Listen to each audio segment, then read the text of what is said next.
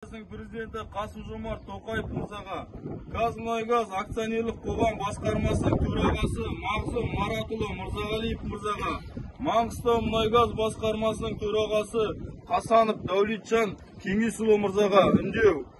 Құрметті Қасым-Жомарт Тоқаев мырза, сіздің бастамаңыз бойынша Қазақстан Республикасының заңымен 25 қазан Қазақстан Республикасындағы ұлттық мереке республика күні болып табылды. Осы ұлттық мереке қарсаңында мұнай саласында қызмет жасайтын барлық мекемелер ұлттық мерекенің мерейін көтеру мақсатында жұмысшыларына 50 айлық көрсеткіш мөлшерінде сыйақы берді.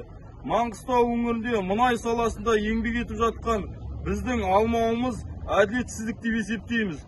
Өйткені Қазмұнайгаз және Маңғыстаумұнайгаз мекемелері өз қызметкерлеріне не берсе, сол салада қызмет етіп жүрген бізде сондай жағдай тиесілі болуы міндетті.